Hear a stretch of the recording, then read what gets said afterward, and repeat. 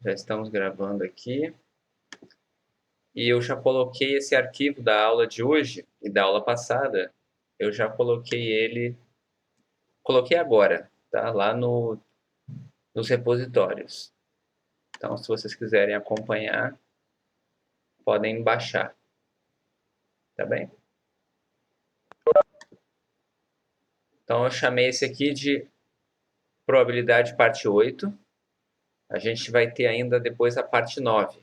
A parte 9 vão ser os modelos probabilísticos contínuos. Tá? E esse daqui está finalizado. Então, esse daqui acaba, são só 7 slides. E é o que a gente vai ver hoje. E acho que sexta-feira a gente começa com o primeiro modelo probabilístico. Tá bom? Então, vamos lá.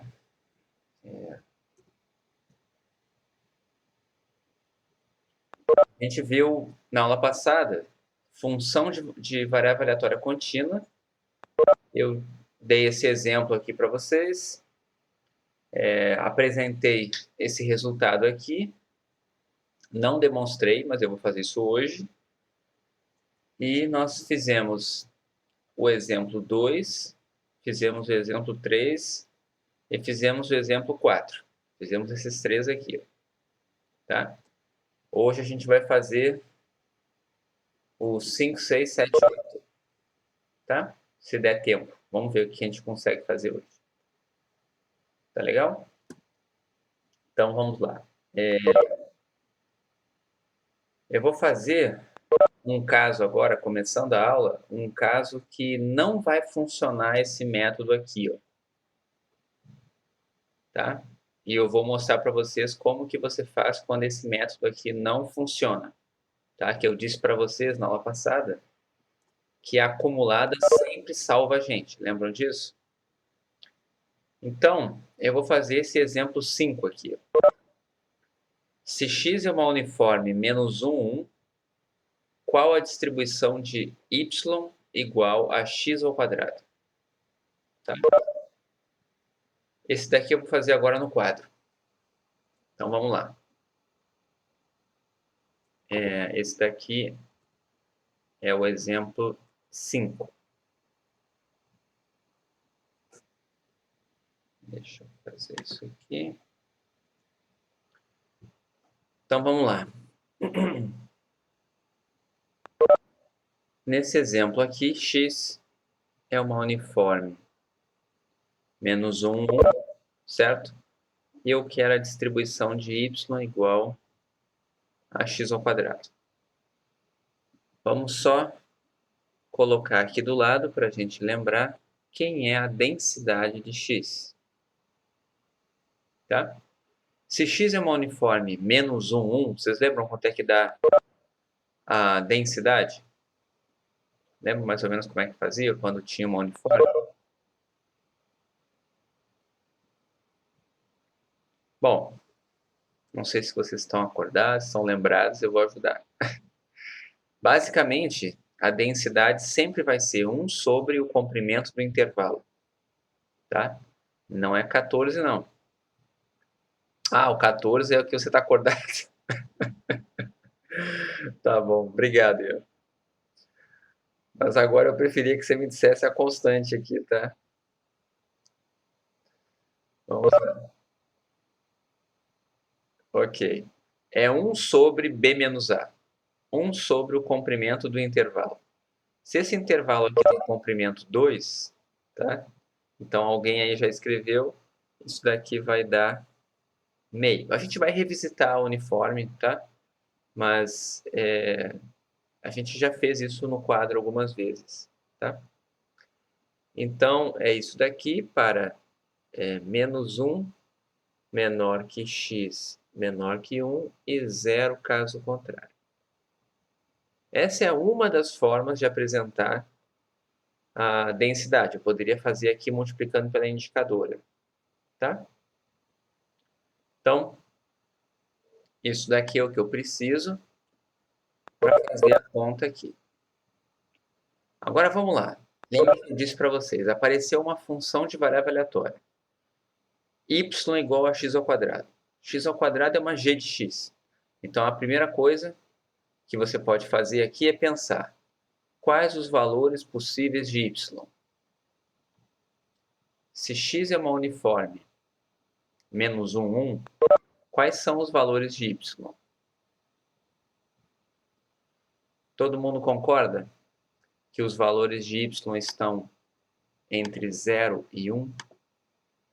Então, vou colocar aqui pequenininho que y pertence a um intervalo 0, 1.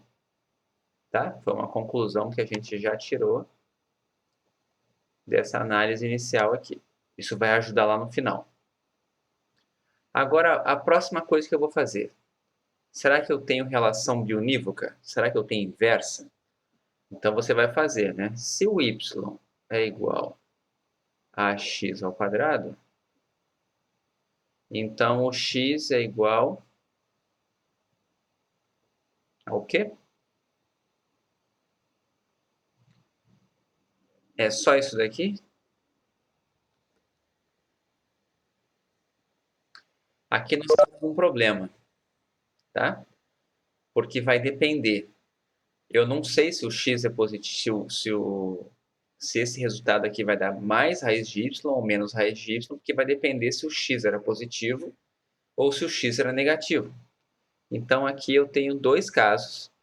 Então, eu não tenho a relação biunívoca. Não vou poder usar aquele resultado lá. Então, o que eu disse para vocês? Quando isso acontece, tá? A gente vai para o método da acumulada. A acumulada vai salvar a gente aqui. Eu vou mostrar como que vocês fazem isso, tá? Então, basicamente, você vai fazer pelo método da acumulada. Para fazer pela acumulada, a primeira coisa que você faz é a acumulada de quem que eu quero encontrar, de x ou de y?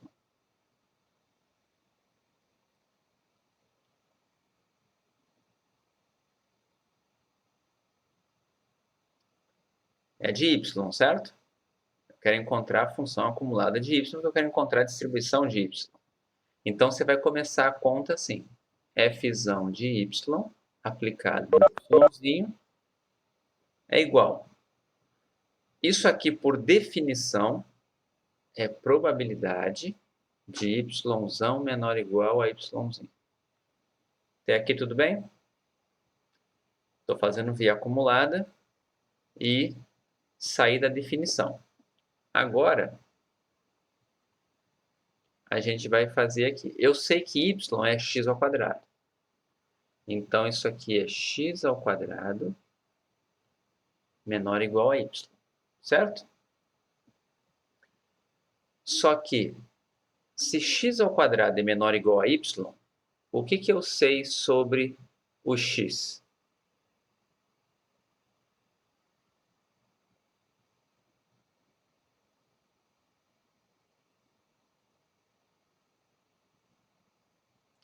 Se o x ao quadrado é menor do que y, menor ou igual a y, o que eu sei sobre o x?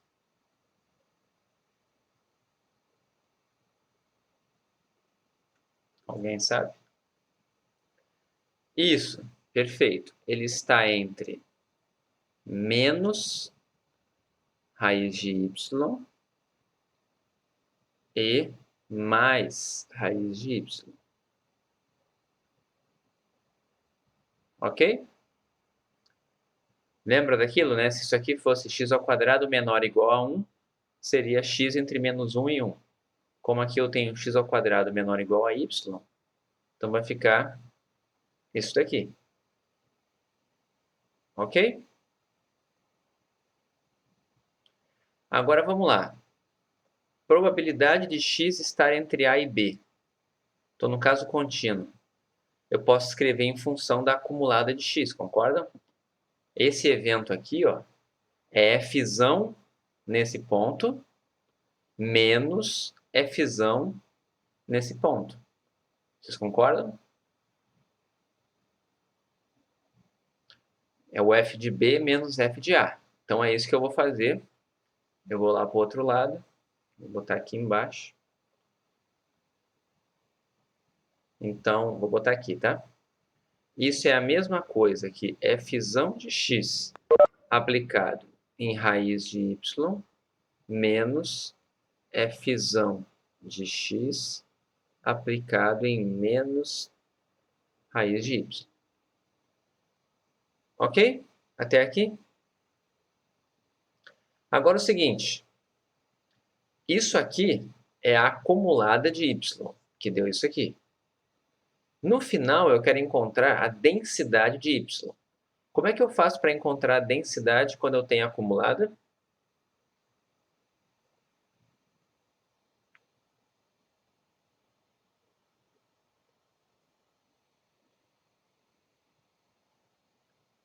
Como que eu faço para encontrar a densidade quando eu tenho a acumulada?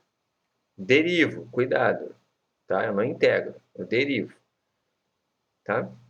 Então, daqui eu tenho que fzinho de y é o quê? A derivada dessa que está ali em cima. Quanto que dá essa derivada aqui, ó? Derivada de uma função acumulada sempre vai dar uma densidade aplicada no ponto ali. Só que é a regra da cadeia, né? Então, isso aqui é uma função de alguma coisa. Então, a derivada vai ser a derivada da que está aqui fora, né? Vezes a derivada da que está aqui dentro. Qual é a derivada de raiz de y? É 1 sobre 2 raiz de y. Até aqui tudo bem?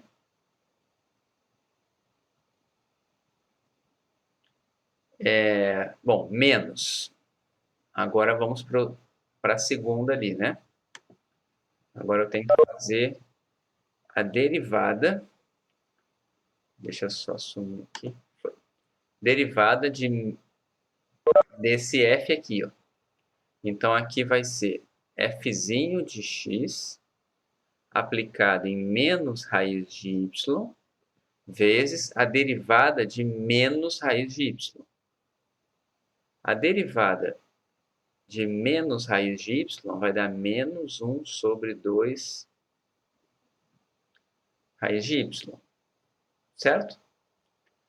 E tudo isso a gente já sabia que o y estava em que intervalo? A gente falou lá no começo. Qual era a variação de y? 0 e 1. Vou botar assim, tá? Eu vou omitir por enquanto o caso contrário aqui, tá? Mas é 0 caso contrário. Então, estamos nisso aqui. Agora, vamos pensar, né? Eu preciso aplicar esse raiz de y aqui, ó, na densidade de x. Vamos lá olhar ela. Cadê a densidade de x aqui? Ó? Se eu aplicar nessa densidade um número, tá? Que é raiz de y, raiz de um número entre 0 e 1, quanto vai dar essa densidade?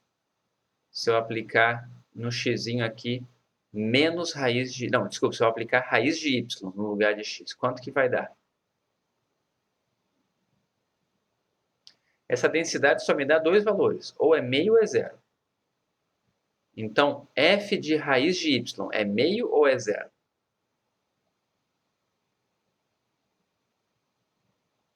Meio, por quê?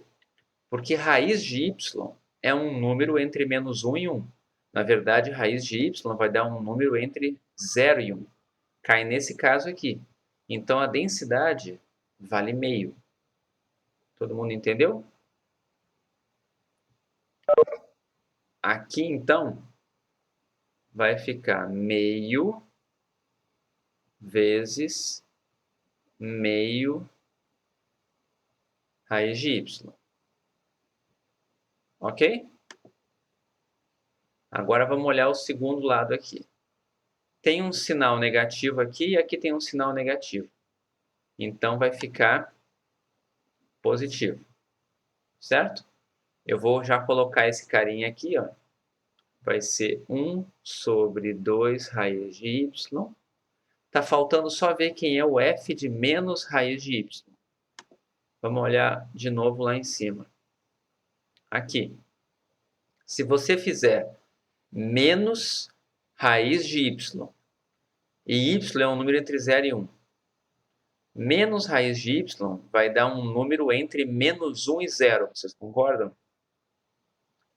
Se y está entre 0 e 1, a raiz dele está entre 0 e 1. Então, menos a raiz dele vai estar entre menos 1 e 0. Eu estou nesse intervalinho aqui, ó. Também dá meio. Vocês estão enxergando isso? Ou é meio ou é 0. Eu estou caindo aqui dentro desse intervalo aqui no menos raiz de y. Conseguiram enxergar? Então, isso aqui está me dizendo que esse pedacinho aqui também vai dar meio. Tá? Então, o que a gente obteve aqui? Dois termos iguais, estão vendo? Então, é meio vezes isso, mais meio vezes isso. Então, quanto que vai dar esse negócio? Vamos colocar aqui. Vamos botar aqui. Vai dar exatamente 1 sobre 2 raiz de y para y pertencente ao intervalo 0, 1 e 0 caso contrário.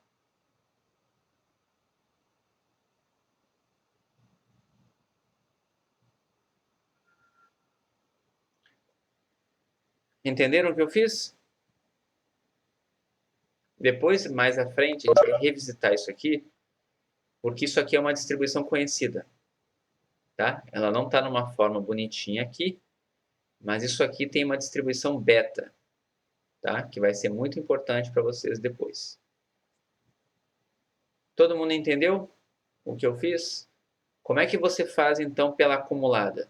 Tá? Quando você não tem a relação bionívoca, quando você não tem inversa, você faz via acumulada. Então, a primeira coisa que você faz é escrever a acumulada de y como função das acumuladas de x. Depois, você deriva isso. Aí você vai ficar com uma expressão que depende das densidades. Aqui, ó, depende da densidade de x. Tá? Essa variação eu já pensei desde o começo, mas você pode fazer ela aqui também. Lembra o que eu disse? Essa densidade aqui tem uma indicadora, lembram? Essa densidade aqui tem uma indicadora. É só você substituir esses pontos aqui dentro das indicadoras que você vai encontrar essa variação aqui, ó, se você não tivesse pensado lá no começo. Tá? Deixa eu fazer num cantinho aqui isso que eu estou falando. Eu vou botar em vermelho para não confundir ninguém, para deixar claro que é um raciocínio à parte aqui, tá? Eu vou colocar assim, só para a gente lembrar, tá? Quanto vale isso daqui, ó? Por exemplo, nesse daqui. A gente teve que calcular isso aqui na questão anterior, né? Nessa questão que eu acabei de fazer. Se você não pensou na variação, você vai ter que substituir isso daqui abaixo. Você vai ter que escrever isso aqui como sendo meio vezes indicadora de menos raiz de y no intervalo menos 1, 1. Essa daqui é a cara da densidade, tá? Usando indicadoras, só que aplicando no ponto que você está aplicando aqui, ó.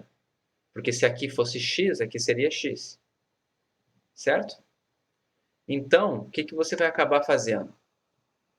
Se você está aqui, ó, o que significa essa indicadora aqui?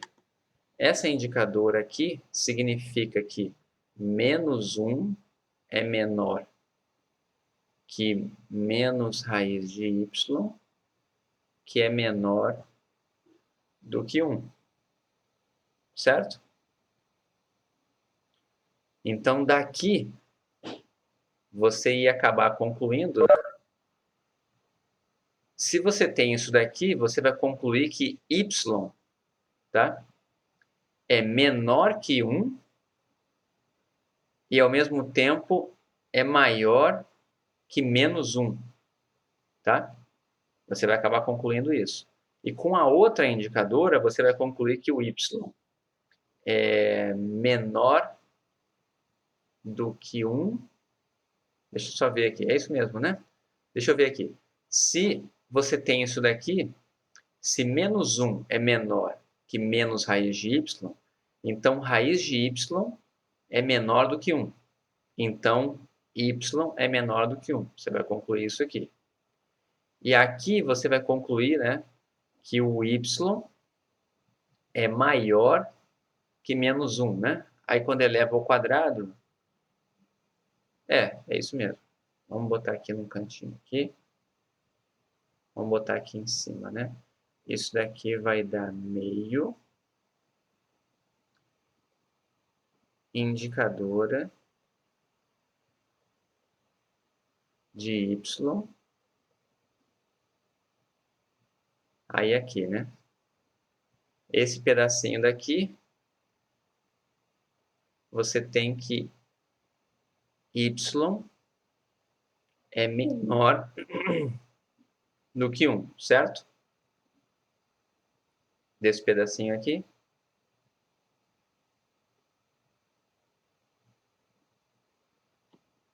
E desse lado aqui, você vai ter, né, que o raiz de y é maior que menos 1. Então, é isso mesmo, agora deu uma contradição aqui na minha cabeça, né? Esse lado aqui, ok, eu já sei isso aqui. Eu deveria pensar nas duas lá, né? O y é menor do que 1. Agora aqui, é isso, né? Se o y aqui, por exemplo, assumisse qualquer número, né? Se ele fosse, sei lá, 10 aqui, né? Eu teria... Isso aqui satisfaria? Satisfazeria? Ih, sei lá, agora me perdi no português. Enfim, daria raiz de 10 maior que menos 1, é verdade. Isso aqui não me diz nada, na verdade. Tá? Esse daqui não está me dizendo nada. Se o y é qualquer coisa, se eu multiplicar ele por colocar um menos aqui na frente, tá? Sempre vai ser menor do que 1. A verdade é que essa informação aqui, ó, não me diz nada. Isso daqui não me diz nada. Quando eu for fazer o outro lado, eu preciso fazer ainda esse daqui, ó. Vamos botar aqui. Eu preciso fazer o f de x aplicado em raiz de y. Aí, esse daqui está me dizendo... Ah, tá, só um detalhe. Não é que ele não me diz nada, né? Ele está me dizendo só isso aqui, ó. Que o y é menor do que 1. Então, eu poderia colocar isso aqui assim, né? Porque se eu só sei que ele é menor do que 1, eu sei só isso daqui, ó. Certo? Agora a segunda. O f de x aplicado em raiz de y. Esse daqui vai ser meio indicadora de raiz de y no intervalo menos 1, 1. Aí sim, esse daqui significa que o raiz de y é isso daqui, né? Certo? Vamos ver. Se o raiz de y é maior que menos 1, os valores que eu posso colocar aqui são todos de 0 até mais infinito, certo? Eu já tenho uma restrição aqui de que eu não posso ter números negativos, né? Na verdade eu já tinha aqui também, né, gente? Aqui só tem uma restrição que eu tenho de cara, né? Eu estou esquecendo aqui. Porque se eu estou com raiz de y, a rigor o meu y não pode ser negativo, né? Então, na verdade, não é bem verdade isso aqui. Eu também sei já de cara, só por ser uma raiz aqui, né? Esse meu cara aqui não pode ser negativo, né? Ele tem que ser 0. Agora vamos olhar aqui, mesma coisa, né? A mesma coisa aqui. O meu raiz de y é maior que menos 1. Essa informação aqui ela não está me dizendo nada, a não ser o fato que eu já sabia que esse y aqui não pode ser negativo. Tá? Então, qualquer número positivo que eu colocar aqui sempre vai ser maior do que menos 1. Então, essa informação aqui não me diz absolutamente nada. Agora, essa informação aqui me diz. Essa informação aqui está me dizendo que o y é menor do que 1. Ok aqui? Esse não dizer nada que eu estava falando, né, eu ia dizer aqui que o y estava de menos infinito a 1, mas na verdade, como é raiz, né, o y aqui não pode ser negativo. Então, se eu já sei que ele não pode ser negativo, não importa o número que eu bote aqui para o y, tá? Esse lado esquerdo aqui está me dizendo que o y pode ser qualquer número positivo. E o lado direito está me dizendo que o y tem que ser menor do que 1. A interseção dessas duas coisas é isso aqui. Meio indicadora de y no intervalo 0, 1. Tá? Então, o que eu estou querendo dizer para vocês é que dá para fazer de outra forma. Tá? E tinha uma última forma que a gente tinha comentado, mas que aqui não vai dar para fazer, porque a gente não encontrou a relação bionívoca, né? Lembra que eu disse para vocês? Quando você encontra a relação bionívoca, né? A gente também olha por aqui. Se o x está entre menos 1 e 1, então esses caras aqui têm que estar entre menos 1 e 1. Tá? Mas eu ainda acho mais fácil fazer da maneira que eu comentei com vocês. Simplesmente olhem para cá e pensem nisso já no começo do problema. Se o y é igual a x ao quadrado, y está entre 0 e 1. E ponto. Tá legal? Lá em probabilidade 2, pode ser que fique mais difícil fazer dessa forma. Mas aqui em probabilidade 1, você sempre vai conseguir fazer olhando assim. Todo mundo entendeu o que eu comentei aqui? Esse exemplo é o exemplo mais chato, porque ele não deixa você usar o teorema. Tá? Como a gente acabou de fazer um chato, eu vou fazer um bonitinho antes de fazer a demonstração. Tá? Porque se eu for direto para a demonstração, vocês também não vão gostar.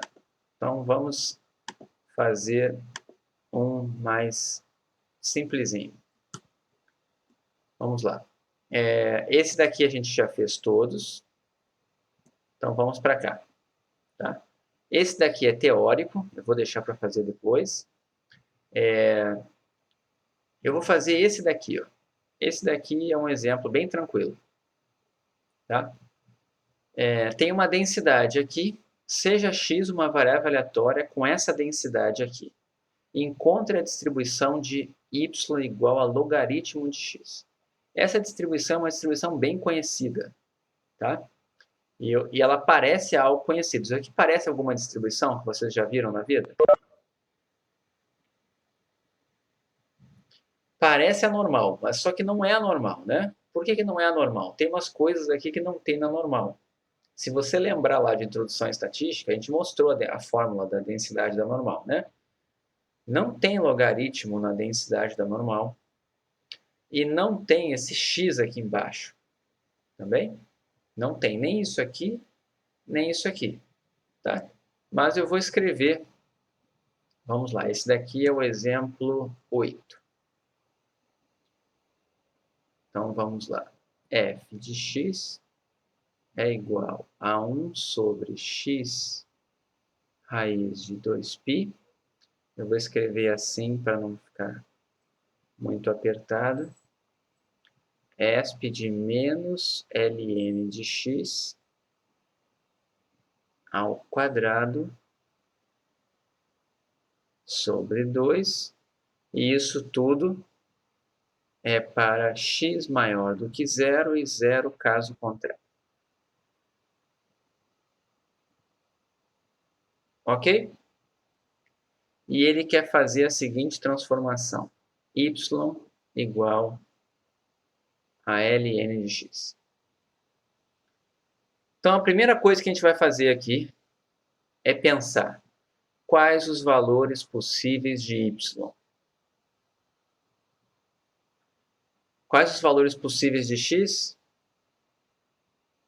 maiores do que zero.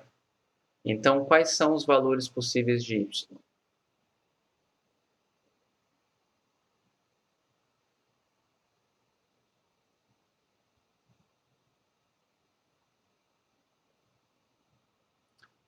Zero mais infinito, tem certeza? Se o x for 30, o logaritmo vai dar logaritmo de 30, é um número positivo. Mas e se o x for 0,5? Quanto que vai dar o logaritmo? Vai dar positivo ou negativo? Negativo. Então, quais são os valores possíveis de y?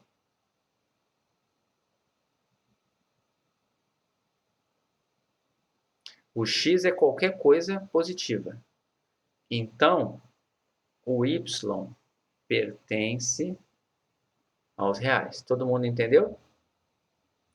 Isso, perfeito. Tá legal? Então, a primeira coisa, a gente já sabe que lá no final a nossa densidade vai estar definida para y pertencente aos reais. Isso é ótimo. Tá? Alguém vai me perguntar, e o zero? Eu já comento do zero. Tá? Isso aqui seria os reais menos o zero, né? Eu não poderia ter x igual a zero, mas eu comento isso quando chegar no final. Tá bom? Então, vamos lá. Estamos aqui. Se você tem que... Opa! Se você tem que y é igual a ln de x, quem é x?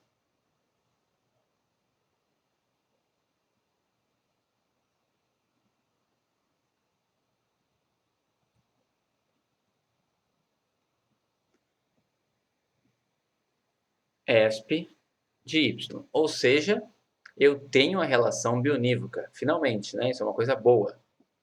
Então, se eu tenho a relação bionívoca, essa daqui é a minha g menos 1 de y. Todo mundo entendeu?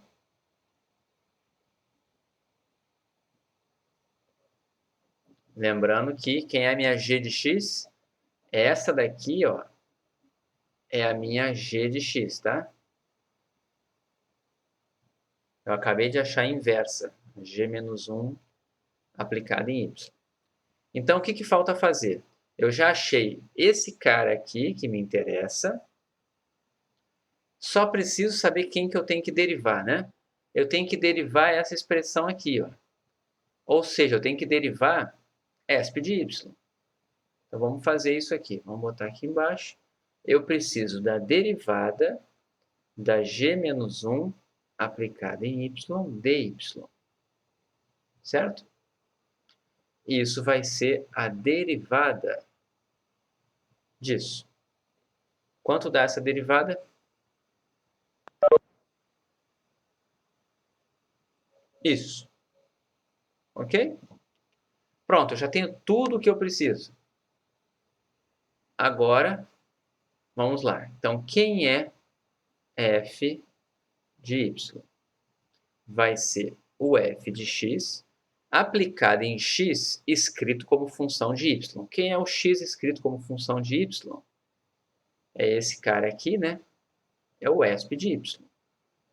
Então, aqui vai ser esp de y vezes o módulo daquela derivada ali. A derivada deu esp de y e eu já sei que no final y vai pertencer aos reais. É exatamente isso aqui que eu tenho que fazer. Então, o que está faltando, né? Vamos olhar esse módulo aqui. Tem necessidade desse módulo aqui? Esp de um número real. Tem como dar negativo? Exponencial de um número...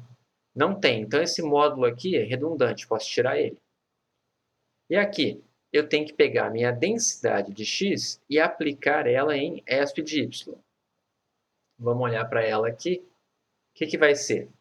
Onde tem x aqui, ó, vai entrar esp de y. O que vai ficar aqui? Esp de y. E aqui, quando eu fizer logaritmo de esp de y, quanto vai dar esse termo aqui?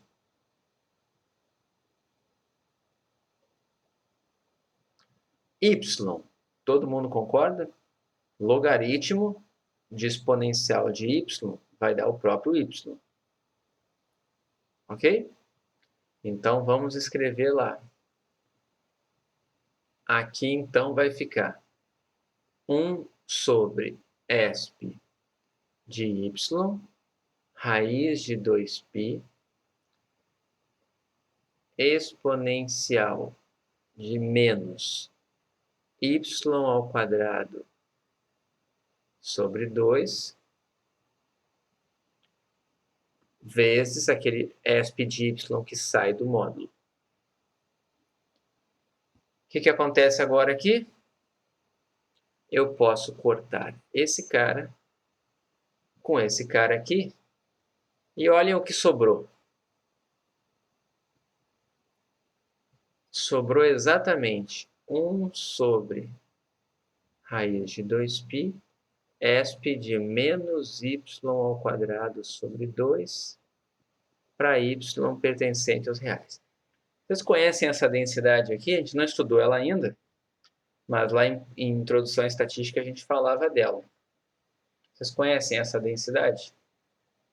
Qual é a distribuição? É a normal padrão. É a normal com média 0 e variância 1. Tá? Que a gente vai falar dela sexta-feira. Ok? Todo mundo entendeu o raciocínio aqui? Essa daqui, a indicadora dela, né? Não tem muita indicadora para usar aqui, porque a indicadora seria y pertencer aos reais, né? Não precisa. Mas aquilo que eu tinha comentado com vocês, né? Vocês poderiam olhar a variação aqui também. Ó. Se x é maior do que 0, né? Esp de y, aqui, ó. Se o x é maior do que 0, esp de y também é maior do que 0. Se esp de y é maior do que 0, então y pode ser qualquer número real. Porque qualquer número permite isso. Tá? Mas, de novo, não precisa. Façam desse jeito que eu falei aqui, que é mais fácil. Ok? E lembra que eu disse para vocês que essa distribuição aqui era uma distribuição conhecida? Ela tem um nome. Sabe como é que é o nome dela? É bem intuitivo. Alguém já ouviu falar? Qual seria o nome dessa distribuição aqui? Ó? Essa x aqui. Alguém já ouviu falar? Log normal. Por que ela se chama log normal?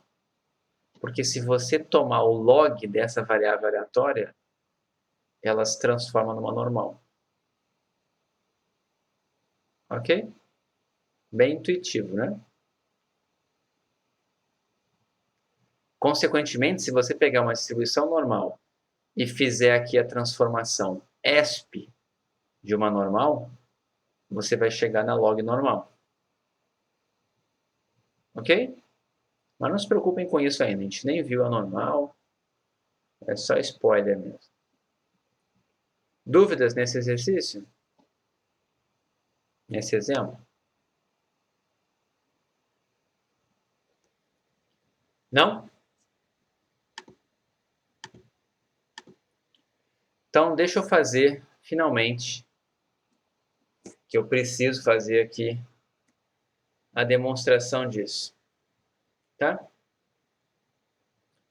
Então, eu vou fazer a demonstração disso aqui de uma maneira genérica. Aqui tem uma dica para fazer essa demonstração. Tem que fazer 2 casos. Para g crescente e outro para g decrescente. Tá? Então, eu vou fazer a demonstração aqui.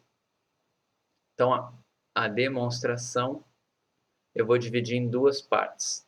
A primeira, eu vou dizer que g é uma função crescente.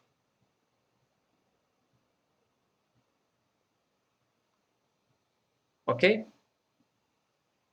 Então, na nossa mente, né, a gente está com alguma coisa assim.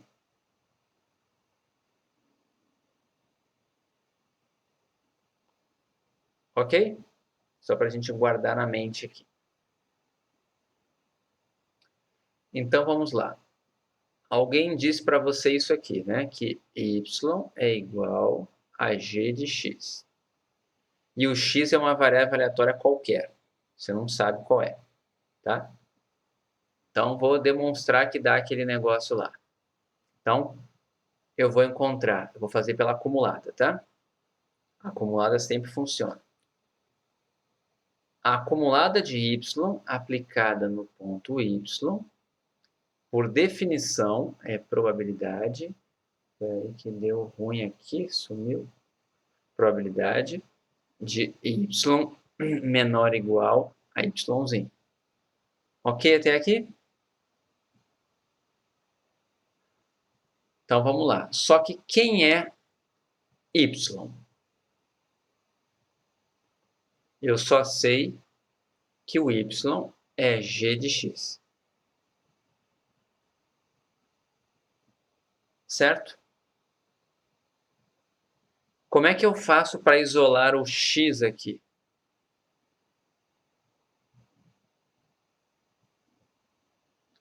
Como é que eu faço para isolar o x?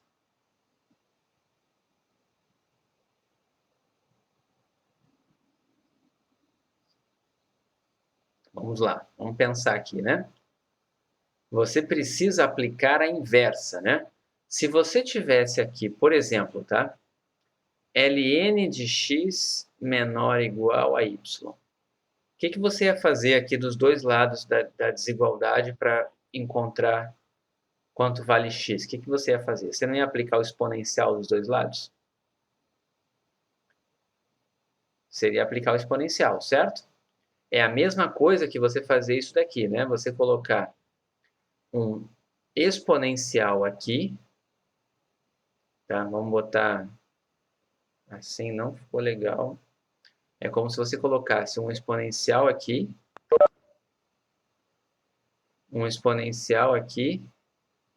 e fizesse isso aqui, concordam? Só que exponencial é exatamente a função inversa, ok? Então, o que a gente vai fazer aqui? É como se você tivesse aplicado a inversa de g do lado esquerdo e a inversa de g do lado direito. Aí você vai obter isso daqui, ó, g menos 1 de y. Todo mundo entendeu isso que eu fiz aqui? O raciocínio?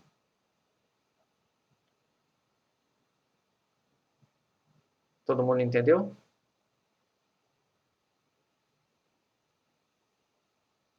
Professor, pode repetir, por favor? Tá, vamos lá. Deixa eu colocar aqui. Se você tivesse, por exemplo, assim, né? Se você tivesse que x é menor do que 2.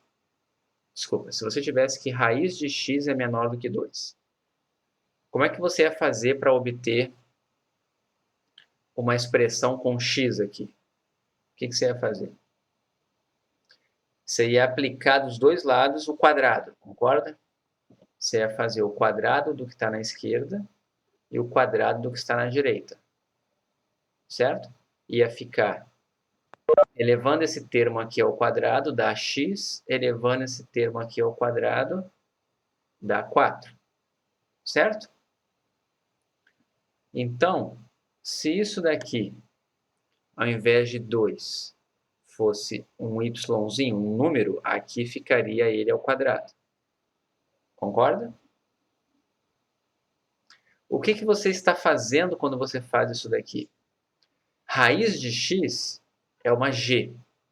É a g de x, é a raiz de x. O que é a função x ao quadrado, né? Se raiz de x é a g, então x ao quadrado é a g menos 1, porque ela é a inversa da raiz quadrada. O exponencial é o inverso do logaritmo, é a função inversa, certo? Isso aqui que eu estou fazendo é encontrar a função inversa. Né? Se você sabe que g de x dá y, tá? Então qual é a função que aplicada em y dá x? Essa é a inversa que a gente está usando. Então, A g menos 1 aqui no caso vai ser y ao quadrado. Tá? A mesma coisa aconteceu aqui nesse exemplo que eu coloquei aqui, né? Deixa eu voltar aqui. Estava assim, né? Se você tivesse ln de x menor ou igual a uma constante, o que você ia fazer aqui? Você iria aplicar a inversa do logaritmo, que é a função exponencial. Ia ficar esp de ln de x menor ou igual a esp de y. Só que esp de ln de x dá o próprio x. Então, você ia ficar com x menor ou igual que esp de y. Certo? Tudo bem aqui? Então, tudo isso, depois eu vou apagar essa parte que está aqui, foi para dizer que se você tem uma função aplicada em x menor ou igual a y, você aplica a... O que é esse x aqui, né? Tem uma ideia, acho que vai ajudar vocês se eu colocar um passo a mais aqui. Deixa só eu apagar aqui, eu vou fazer um passo aqui que acho que vocês vão entender.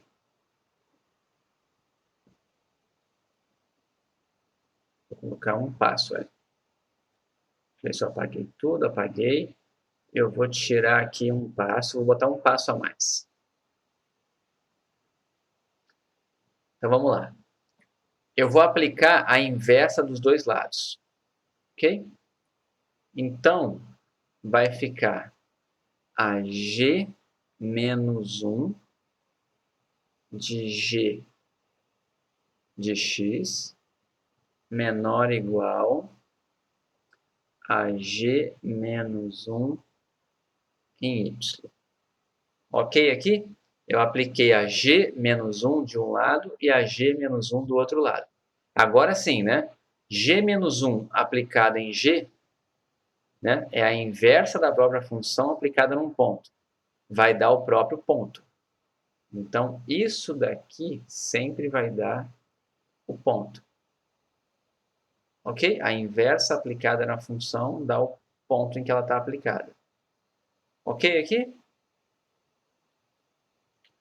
Bom, então isso daqui é igual, agora sim eu vou colocar ali, probabilidade de x menor ou igual a g menos 1 de y. Mas vocês concordam que isso daqui é uma acumulada? Isso aqui não é a acumulada de x? É a acumulada de x aplicada onde? Nesse ponto aqui, ó. Certo? Então, eu vou colocar embaixo, porque eu estou muito para a direita aqui. Deixa eu voltar aqui. Então, eu estou dizendo, né, vou só repetir esse fzão de y aqui. Ele vai ser o fzão de x aplicado em g menos 1 de y. Concordam comigo? Olha o que mudou aqui, né? F de x. Eu cheguei lá em probabilidade de x menor ou igual a isso aqui. Certo? Agora, o que eu faço? Essa é a acumulada. Eu quero a densidade. Então, a densidade de y vai ser o quê? A derivada disso aqui. Quem é a derivada disso aqui? É a fzinha de x aplicada no ponto que está ali dentro, porque é a regra da cadeia, vezes a derivada do que está ali dentro. Quem é a derivada do que está ali dentro? É dg menos 1 de y dy. Viram aqui? Chegamos naquele resultado. Só que um pequeno detalhe, tá? Essa função aqui, ela é crescente ou ela é decrescente?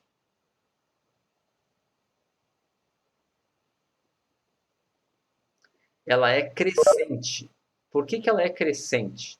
Porque a minha g era crescente. Tá? Então, essa derivada vai ter sinal positivo. Eu sei que isso aqui nunca vai dar negativo, tá? Porque isso daqui, essa derivada, quando você deriva uma função que é crescente, ela é positiva. Tá ok? Se vocês lembrarem lá de cálculo. Aquela variação a gente já tinha comentado, tá? Que isso daqui vai ser verdade para y pertencente ao contradomínio de G de x, tá? Mas, enfim, a gente já tinha comentado esse pedacinho na aula passada. Eu vou focar mais nesse daqui, tá? Agora o seguinte, vamos fazer o segundo caso. O segundo caso é que tem um pequeno detalhezinho, que é quando a gente tem a G função decrescente. Opa, peraí que saiu errado aqui. Decrescente. Peraí. Decrescente. Tá? Então, vamos fazer agora essa mesma conta, supondo que g de x é decrescente. Então, vai ter uma pequena mudança aqui no meio, tá? A f de y começa igual. É probabilidade de y menor ou igual a yzinho. E isso daqui é probabilidade de g de x menor ou igual a yzinho. Tá? Agora é o seguinte, muito cuidado aqui, tá? Quando você for aplicar a inversa dos dois lados, tá? Você vai fazer isso daqui, ó. G menos 1 de G de x, e do outro lado vai ficar G menos 1 de y. Já termino aqui a conta, tá? Antes de eu terminar, vamos prestar atenção aqui. Vamos imaginar uma função decrescente, tá? Essa G é decrescente, certo? Tudo bem? Essa G é decrescente. Então, vou fazer um pequeno exemplinho aqui de uma G decrescente. Por exemplo, vocês concordam que isso aqui é uma função decrescente? Quem é minha G de x aqui? 1 sobre x.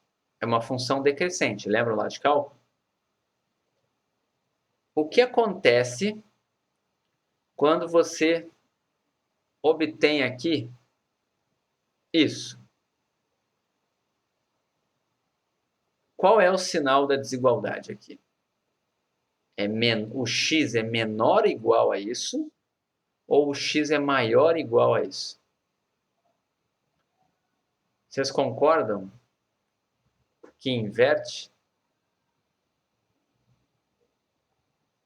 Porque a função é decrescente, certo? Então, se você tem aqui uma função decrescente menor que alguma coisa, quando você aplicar a inversa, vai mudar o sinal da desigualdade aqui.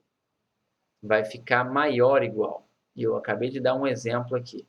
Se você pegar qualquer função decrescente, você vai observar isso. Ok? Acreditaram em mim? O que eu estou dizendo aqui é que aqui vai mudar. Tá? E como vai mudar, o que vai acontecer agora aqui? Esse cara aqui é x, só que vai ficar x maior do que esse aqui. Então, isso aqui vai ficar probabilidade de x maior ou igual a g menos 1 aplicado em y. Isso aqui é a função acumulada de x? Não. Mas vocês concordam que isso aqui é 1 menos a acumulada de x aplicada nesse ponto? Eu poderia fazer 1 menos a acumulada de x nesse ponto aqui. Então, é isso que eu vou fazer. Eu vou tirar esse exemplo aqui, quem quiser depois olha no vídeo, que vai estar gravado. Então, vamos voltar aqui para o começo. A gente está chegando aonde aqui? Estamos chegando em 1 menos f de x aplicado em g menos 1 de y. Tudo bem até aqui? Entenderam a diferença? A única diferença, por enquanto, é que mudou o sinal da desigualdade, então no final, ao invés de ficar acumulada, ficou 1 menos a acumulada. Ok? Agora eu vou derivar esse troço. Vamos derivar essa acumulada aqui. Tá? Então, a gente tem que isso daqui vai ser igual. Vamos derivar em cima, né? Derivada de 1 é 0. Menos, né? Então, aqui vai ficar menos. A derivada dessa acumulada aqui é a densidade aplicada naquilo ali. G menos 1 de y. Vezes a derivada do que está ali dentro. Tá? Agora me digam aqui. Quando você fizer a derivada do que está ali dentro, dg menos 1 de y dy. Vamos lá. Vocês concordam comigo que agora essa minha função que está aqui dentro é decrescente? Essa inversa que está aqui dentro é uma função decrescente.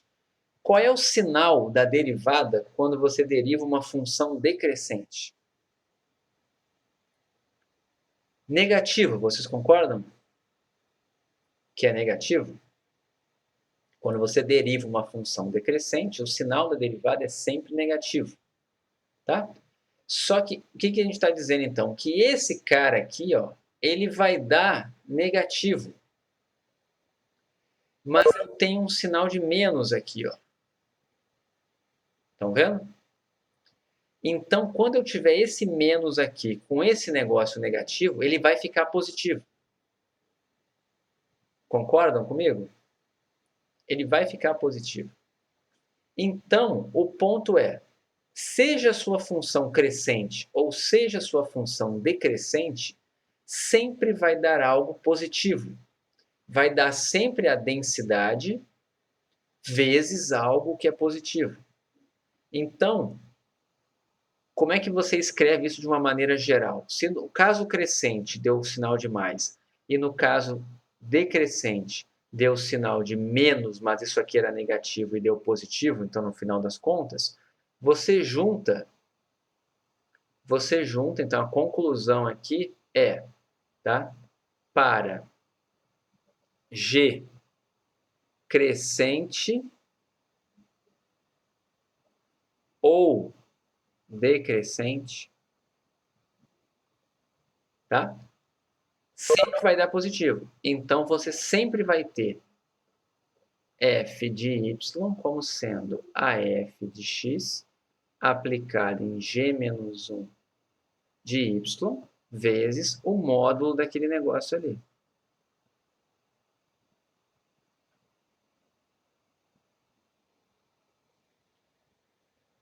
Entenderam? Porque sempre tem que dar positivo. Então, a expressão genérica é com o módulo. Ok? E, lembrando, o que falta dizer aqui é que é para y pertencente ao contradomínio de g de x. Tá legal?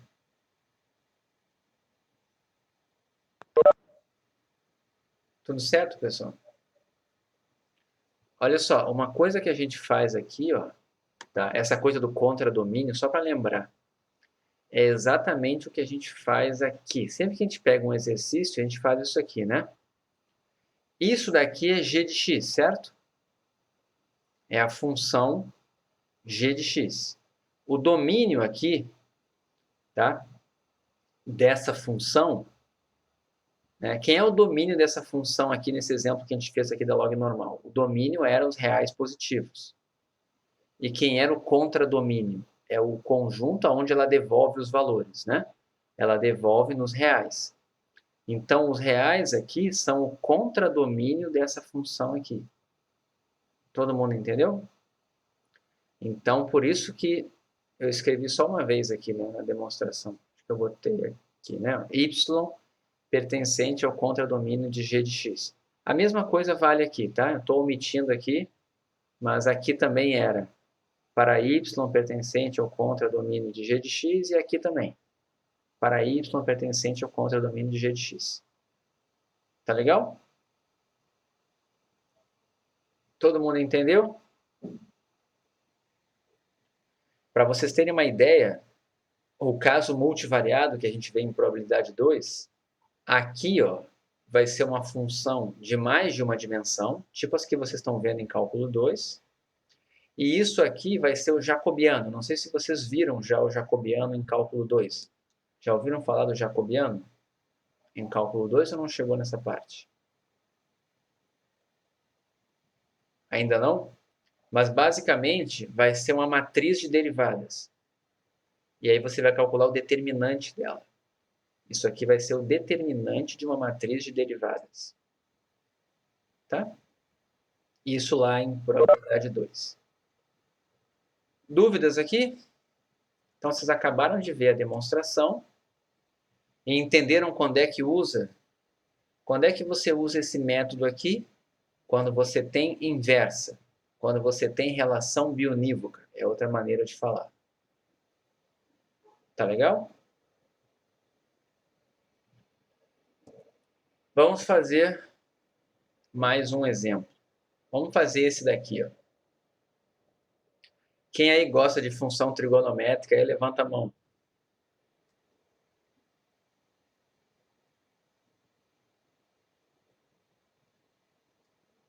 Eu confesso que eu também não gosto, tá? Eu admito a importância, mas quando eu estava na graduação, eu lembro que eu fazia uma cara feia quando eu via função trigonométrica. Eu faço até hoje, tá? Não vou esconder de vocês, não. Mas elas fazem parte da nossa vida, tá? Principalmente se você for trabalhar com séries temporais, ela aparece lá, tá? Questão de sazonalidade, dá para você faz isso via funções trigonométricas. Mas fora séries temporais, em geral, os modelos estatísticos assim tradicionais não usam muito funções trigonométricas, tá? Mas os conceitos de tangente vão estar por trás de vários métodos que a gente desenvolve em estatística, tá legal? Os conceitos nas demonstrações acaba aparecendo, mas ter um modelo com seno e cosseno é mais difícil. Só séries temporais que é o mais comum. Tá bom? Vamos fazer esse exemplo 7 aqui e depois eu faço o 6. Então, o 6 é mais teórico, tá? Mais viajante. Vamos fazer o exemplo 7. Então, o que está dizendo aqui? Olha só. Um ângulo é escolhido aleatoriamente entre menos π sobre 2 e π sobre 2. Então, quem é minha variável aleatória aqui dessa primeira frase? Vocês estão vendo que aquele θ ali é uma variável aleatória? Aqui eu estou trocando as letras até para testar vocês, tá? Mas θ é uma variável aleatória. Qual é a distribuição de θ? Da maneira que está escrito ali.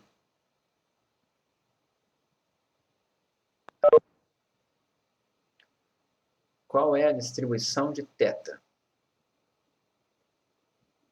Não, menos π sobre 2 a π sobre 2 são os seus valores possíveis. Mas qual é a distribuição de θ? Está escrito ali. Se você pegar num livro essa frase, eles vão querer que você entenda qual é a distribuição de θ. Uniforme. Todo mundo concorda comigo que da maneira como está escrito, parece que todos os ângulos têm a mesma chance, pode ser Parece que ele pegou uma caixinha lá, sorteou um ângulo qualquer, e todos eles pareciam que tinham a mesma chance, e parecia ser de uma forma uniforme, só que contínua. Vocês concordam? É exatamente isso que está escrito. Quando alguém fala assim para você e não dá nenhuma explicação de qual é a distribuição, está implícito que é uma distribuição uniforme, tá? Então, θ aqui, ó, aí vai ser uma notação um pouquinho diferente, tá? Eu vou dizer que θ é uma uniforme menos π sobre 2, π sobre 2. Tá? Um outro detalhe, teoricamente, né, se eu definisse o θ como x, eu teria x para a variável aleatória e x para o valor observado. Como eu estou usando θ, eu deveria estar usando, né, o θ maiúsculo para a variável aleatória e o θ minúsculo para o seu valor observado. Mas como esse θ maiúsculo é ruim de escrever, e em geral, quando a gente usa letras gregas, ninguém bota o maiúsculo e minúsculo, em geral não botam, em geral, tá? Eu vou assumir aqui simplesmente θ como a minha variável aleatória, tá? Não, isso aqui é como se fosse meu θ maiúsculo. Todo mundo está entendendo o que eu estou falando aqui? Agora foi dito o seguinte: qual a distribuição da variável aleatória x igual a tangente de θ? Então, ele está definindo isso daqui, ó. Certo? Vocês estão vendo que nesse problema aqui, o meu y é o x e o meu x é o θ? Está claro para todo mundo? Então, vamos praticar com outras letras, né? Que é importante. A primeira coisa que você faz é um exemplo igualzinho aos anteriores, tá? Primeira coisa que você vai fazer aqui é me falar quais os valores possíveis de x.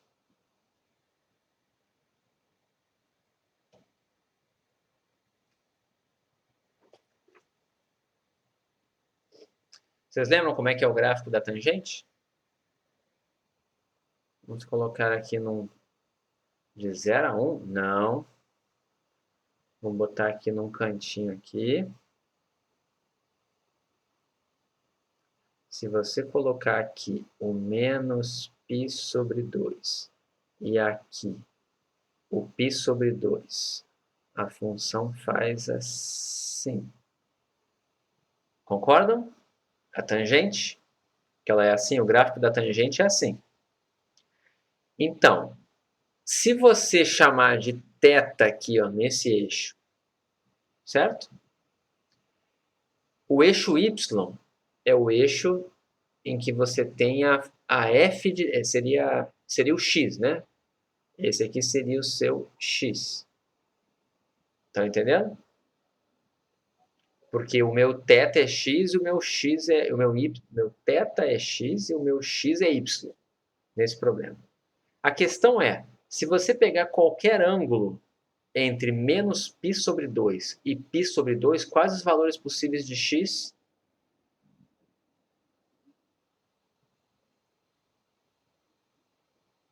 Os reais. Tá claro para todo mundo? Aqui estão todos os ângulos possíveis. Então, a tangente aqui, tá? Aqui eu já concluo que x pertence aos reais. Lá no final, quando eu terminar essa minha conta, eu vou chegar em alguma variável aleatória que tem uma densidade definida para x pertencente aos reais. Ok? Até aqui? Agora vamos lá. Já fiz a primeira parte. Já vi a variação. O que eu tenho que fazer agora? Qual é a próxima coisa que eu tenho que fazer no nosso método?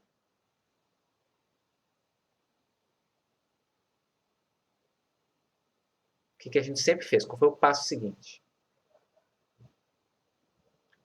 Aplicar a inversa. Ou seja, vamos ver se isso aqui tem relação bionívoca. Será que tem inversa? Né? Então, vocês já estão dizendo aí, mas o que eu estou fazendo se x é tangente de θ, quem é θ? Já teve gente respondendo aí, né? Que vai ser o arco tangente de x. Todo mundo concorda aqui? Ou seja, t inversa, tá? E essa minha inversa, vamos usar a notação aqui. Essa daqui é a minha g menos 1 agora de x. Cuidado com a notação, tá? Antes era de y, mas é porque eu estou usando outras letras aqui. Mas isso daqui foi o que eu acabei de achar. O que eu tenho que fazer agora? Eu tenho que derivar essa expressão aqui com relação a quem?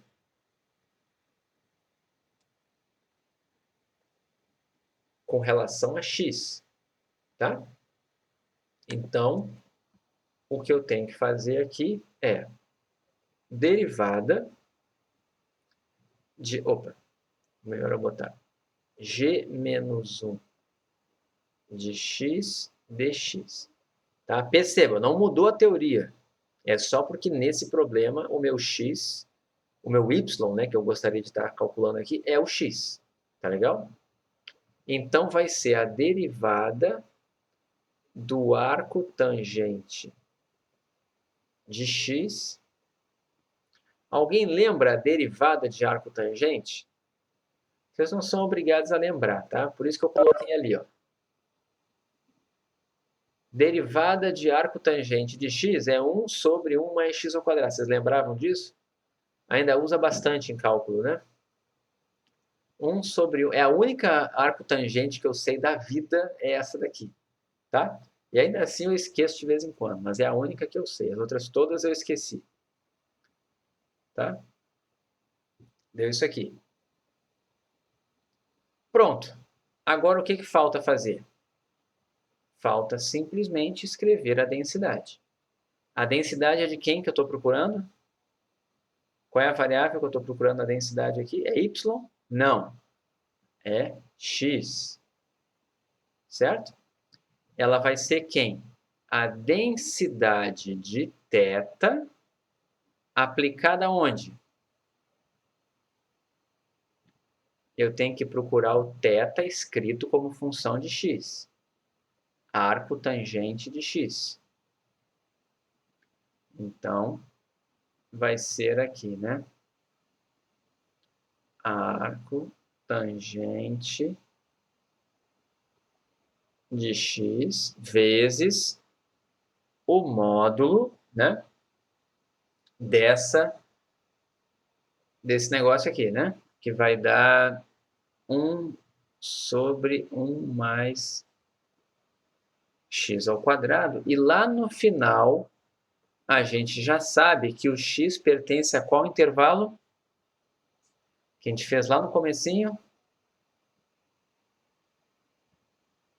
Reais. Certo?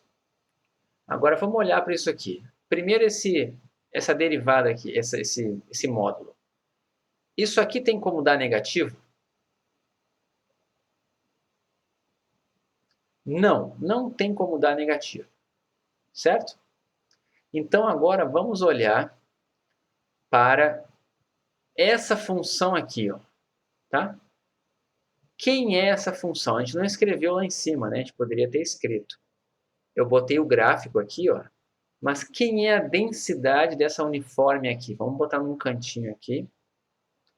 Quem é f de θ aplicado em θ? Como é que fica? Uma uniforme. Uma uniforme no intervalo AB sempre vai ser 1 sobre o comprimento do intervalo. Qual é o comprimento desse intervalo aqui? Π. Todo mundo concorda? Se você fizer π sobre 2 menos π sobre 2, vai dar π. É o comprimento desse intervalo aqui, né? É exatamente esse comprimento aqui, ó, indo daqui até aqui. Ó. Tem comprimento π. Tá claro para todo mundo? Então, ela vale 1 sobre π para menos π sobre 2 menor que θ menor que π sobre 2. E 0 caso contrário. Concordam comigo? Agora vamos olhar lá aquela nossa função lá. Estamos aqui, ó. Eu vou pegar o arco tangente de x, tá? Ou seja, imagina que o x deu positivo, tá? O x aqui é qualquer número real. Se o x é positivo, o arco tangente de x é um ângulo que faz com que a tangente dele seja positiva, concorda? Se você pegar um x negativo, o arco tangente de um número negativo seria o ângulo que faz com que a tangente dele seja negativa, um ângulo cuja tangente é negativa. Então, se você pensar aqui, ó, e aplicar aqui, ó, todos os possíveis arcos tangentes de x, tá? Vocês concordam que todos os ângulos possíveis vão estar entre menos π sobre 2 e π sobre 2? Não tem nenhum caso que eu caia aqui, ó. Se eu colocar arco tangente de 50, vai dar um ângulo nesse intervalo. Se eu pegar arco tangente de menos 500, vai dar um ângulo nesse intervalo. Eu sempre vou cair nesse caso aqui, ó, porque isso aqui são todos os ângulos possíveis. Então, eu sempre vou cair na densidade como sendo 1 sobre π, nunca no zero. Estão entendendo isso que eu estou falando aqui? Todo mundo entendeu mesmo? Tá? Eu tenho que pensar nisso aqui, ó. Tá? Isso aqui são ângulos. Todos os ângulos lá dá 1 sobre π. Então, quanto que vai dar essa expressão toda aqui? Vai dar 1 sobre π, que multiplica 1 mais x ao quadrado para x pertencente aos reais. Essa é a densidade. E acabou. Todo mundo entendeu? Agora um comentário. Isso aqui é uma distribuição conhecida. Essa distribuição aqui é a famosa T de student com 1 grau de liberdade, mais conhecida como Cauchy. É a distribuição que não tem média. Tá? Que a gente já viu nesse curso aqui, inclusive. A gente já calculou a esperança dela e vimos que ela não tinha esperança. Se vocês lembrarem. Ok? A gente vai ver mais da T, mais ou menos, porque a T não tem uma expressão analítica, né? Você acaba estudando mais a T até inferência do que aqui. Tá? Em probabilidade 2. Probabilidade 2 ela aparece mais. Tá? Porque ela vai ser uma razão de 2 outras variáveis aleatórias. Então, aqui em probabilidade 1, ela não importa tanto. Tá? Ela vai importar mais em probabilidade 2. A Cauchy é exatamente a T com 1 grau de liberdade. Tá? E teve uma coisa que eu lembrei aqui, ó, que eu disse que eu ia falar e não falei, né? Na normal aqui, ó, nesse exemplo da log normal, lembra que vocês eu tinha comentado com vocês que dava um probleminha no zero aqui? Cadê aqui? Aqui. Lembram aqui, ó? Essa densidade aqui, ó, da log normal, estava definida para x positivo, certo? E quando você aplica o logaritmo aqui dela, tá? Fica y pertencente aos reais, certo? Mas, teoricamente, né, o x aqui nunca vai poder ser zero, mas ele vai tender a zero. Quando o x aqui tender a zero, o y vai tender a menos infinito. Está claro para todo mundo aqui?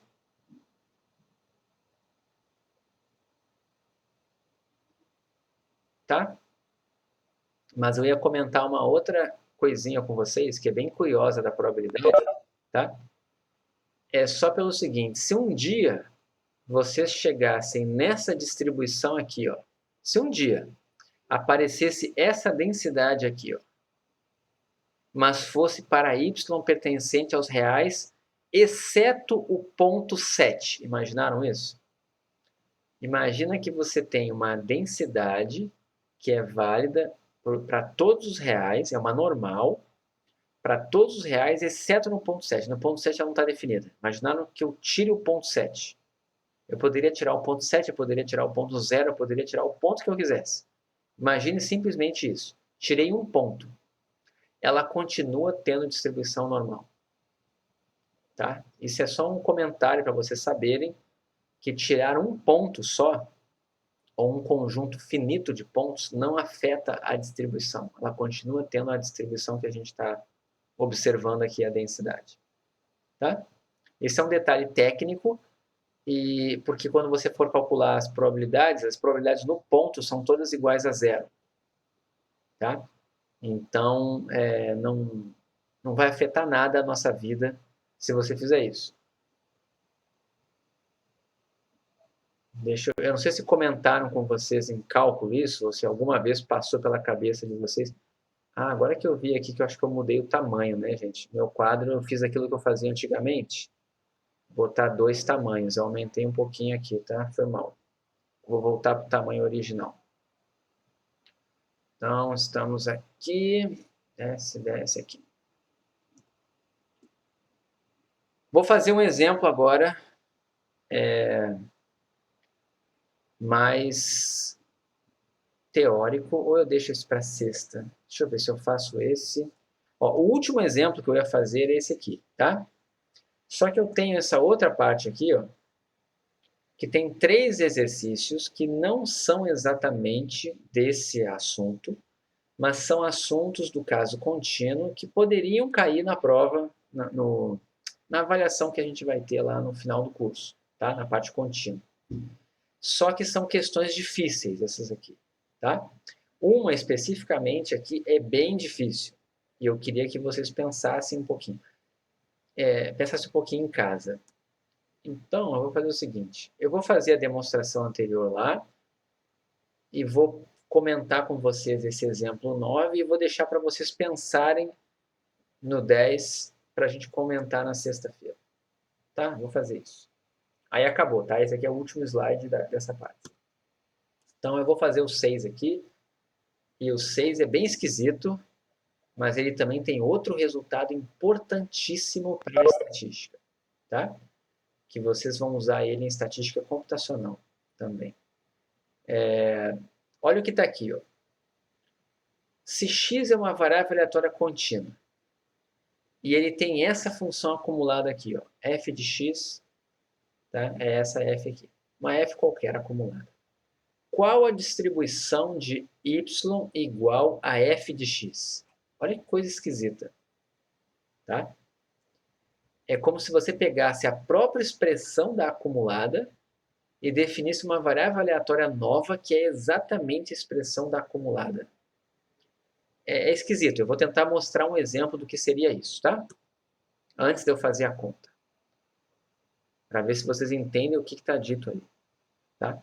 Imagine isso aqui. Ó. Imagina que x é exponencial lambda. Certo? Tudo bem aqui? X é uma exponencial lambda. A gente já viu quem é a densidade de x em algum momento. A gente viu que era lambda, resp, de menos lambda x para x maior do que zero e zero caso contrário. A gente já fez isso aqui. Em algum momento, a gente também encontrou a acumulada de x. E a acumulada de x dava exatamente isso daqui. Ó. E zero caso contrário. Ok? Todo mundo entendeu? Agora imagine que um ser decida fazer o seguinte.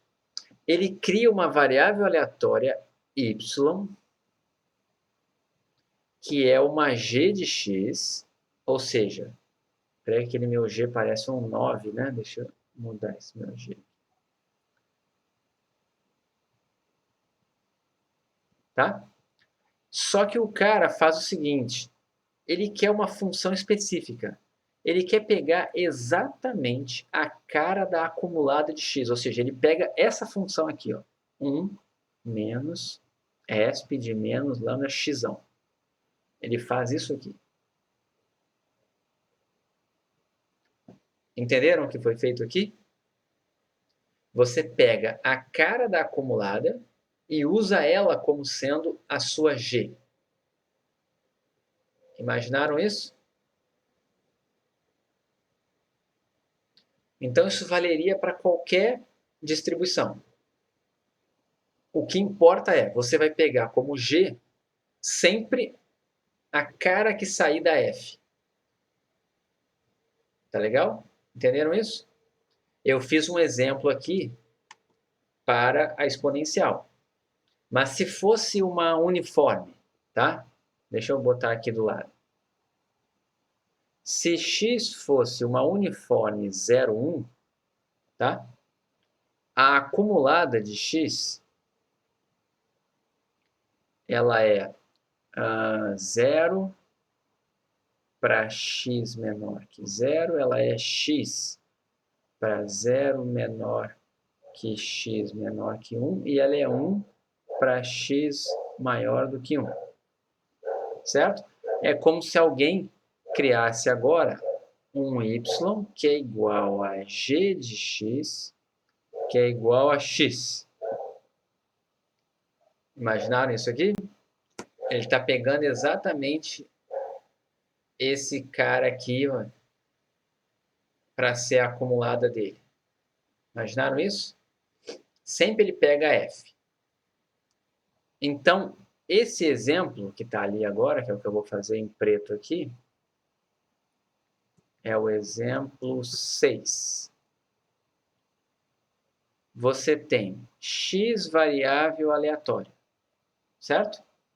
Essa variável aleatória tem essa função acumulada aqui, certo? E aí, o cara pega e cria uma y, que é uma g de x, e ele faz exatamente essa acumulada que está ali, ó, aplicada em x. Entenderam? Agora? Agora, o mais incrível de tudo. Não importa a variável aleatória, o resultado é sempre o mesmo. Isso é bizarro. É uma coisa não muito intuitiva, mas é algo que revolucionou também a estatística computacional. Porque o x aqui pode ser exponencial, e o y vai ter uma distribuição. O x pode ser normal, o y vai ter a mesma distribuição. O x pode ser qualquer coisa, beta, coxi, o que for, o y vai ter a mesma distribuição sempre. Tá? Como que pode? Né? Como que pode um troço desse? Não faz sentido nenhum. Faz sentido. Tá? Vamos lá. Vamos fazer a conta. Vamos fingir que a gente, né, fecha o olho aqui e vamos fazer. Vou fazer pela acumulada, porque eu não vou conseguir fazer por aquele método lá que usa a derivada, enfim, porque eu não tenho as expressões. Eu vou tentar fazer. Lembra, a acumulada me salva. Tá? No desespero, a acumulada sempre te salva. Tá? Então, eu vou fazer. Eu quero a acumulada de y aplicada em yzinho. Concorda? Ah, não, aliás, a primeira coisa que a gente faz não é isso, né? A primeira coisa que a gente faz é pensar quais os valores possíveis de y. Lembra? Me digam, quais os valores possíveis de y? Vamos ver se alguém acerta. 0 a 1. Todo mundo concorda que uma função acumulada sempre retorna números entre 0 e 1? A função acumulada ela é uma probabilidade.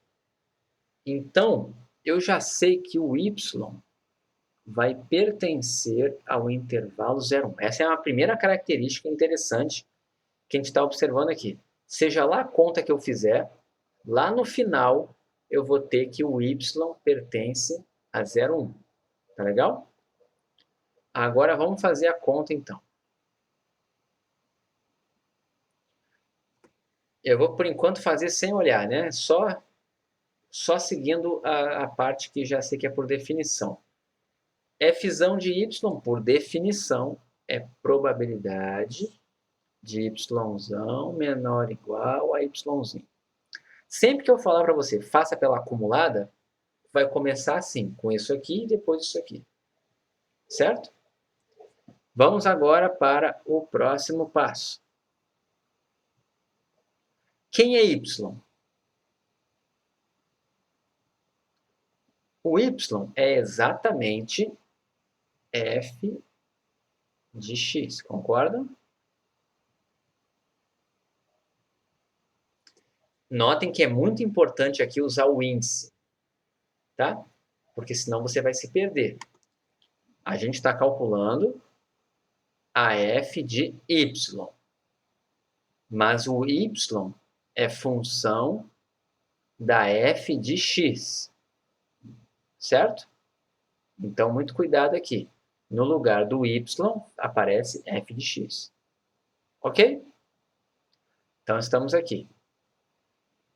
Agora, vamos lá. Isso daqui é igual. Como é que eu faço para ficar só com o x aqui do lado esquerdo? O que eu tenho que aplicar dos dois lados?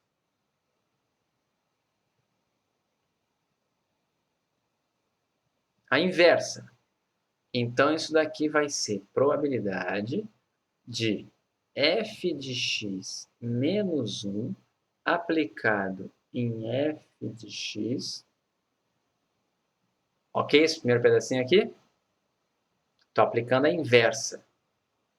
Agora, antes de eu continuar, f de x, a acumulada, é uma função crescente?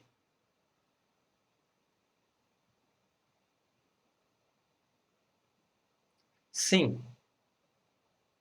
Se fosse no caso discreto, ela seria não decrescente, né? Lembre, no caso discreto, ela faz coisas assim, né? A função acumulada sobe assim. Mas no caso contínuo, ela não sobe como degrau. Ela sobe bonitinha. No caso contínuo, a função acumulada é sempre contínua e sempre crescente. Então, se essa função é crescente, não vai mudar o sinal da desigualdade, concordam? Ela é uma função crescente, então quando eu aplicar a inversa, vai continuar sendo menor ou igual ao que tiver do lado direito lá. Tá? Então aqui vai ficar menor ou igual a f de x menos 1 aplicado em y. Todo mundo concorda até aqui? Tá meio esquisita a conta, mas é isso mesmo. Estou aplicando a inversa aqui e a inversa aqui. Então ficou a inversa aqui e a inversa aqui. Certo? Agora me digam, quanto vale esse pedacinho aqui? A inversa da função aplicada no ponto x. Quanto vale? X. Concordam? Então, vamos continuar aqui. Então, isso aqui é probabilidade de x menor ou igual a f menos 1x aplicada num ponto y. Ok? Agora, vamos lá. Vocês concordam que isso aqui é uma função acumulada?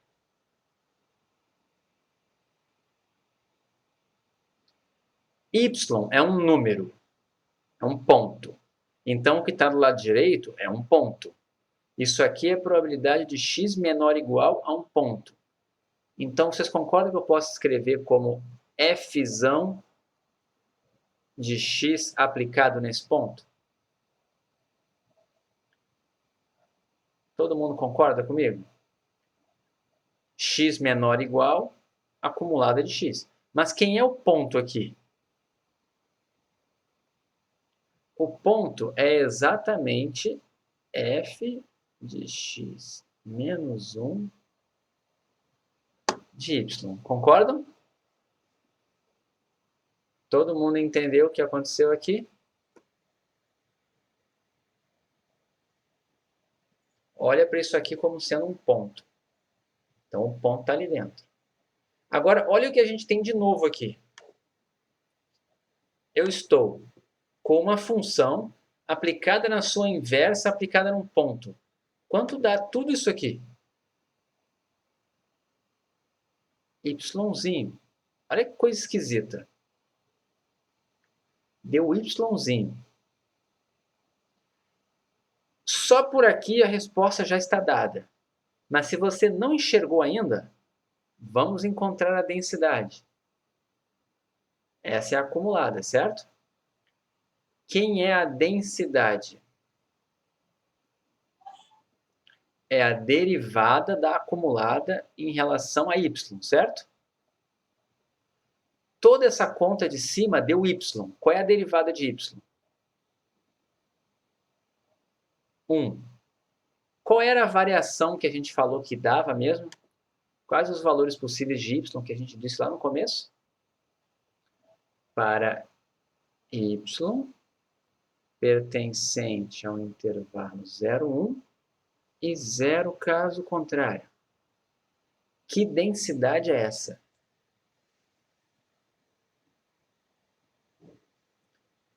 É uma uniforme. É uma uniforme. Por que eu sei que é uniforme? Porque a densidade é uma constante. E é uma uniforme nesse intervalo aqui. É uma uniforme 0, 1. Como que isso é possível? Eu não defini a distribuição. Então, eu estou dizendo que y é uniforme 0, 1. Essa é uma conta realmente incrível, tá? É um resultado mágico que a gente tem de probabilidade, né? E ele faz com que você consiga gerar praticamente tudo que é variável aleatória que tem por aí, tá?